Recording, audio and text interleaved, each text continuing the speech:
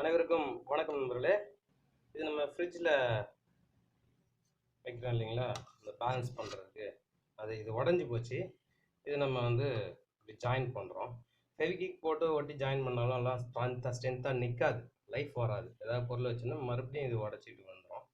அதனால் நம்ம என்ன பண்ணுறோம்னா, இந்த சின்ன சின்ன ஜன்னல்களுக்கெல்லாம் யூஸ் பண்ணுற இந்த கீல்னு சொல்லுவாங்க, இதை வாங்கிடலாம். இதை இப்படி வச்சுட்டு இந்த மாதிரி வச்சு இந்த ஸ்க்ரூஸ் வச்சு நெட்டு 4 ஸ்க்ரூ போட்டுட்டோம்னா இது அப்படியே ஸ்ட்ரென்த்தாக நிற்கும். இது ஸ்டெயின்லெஸ் ஸ்டீலில் வாங்கிக்கணும். இதெல்லாமும் ஸ்டெயின்லெஸ் ஸ்டீல் ஸ்க்ரூ தான்.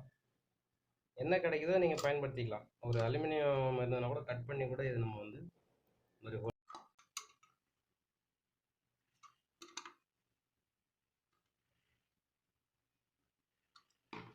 ஃபுல் டைட் வச்சாச்சு, அவ்வளோதான். இது ரெடி. இதுக்கு மேலே இது எதுவுமே ஆகாது நண்பர்களே. ஃபெவிக்விக் யூஸ் பண்ணுறத விட இந்த மாதிரி நீங்கள் யூஸ் பண்ணிங்கன்னா ரொம்ப ஸ்ட்ரென்த் அதிகமாகும், லைஃப் நல்லாயிருக்கும், உடையாது.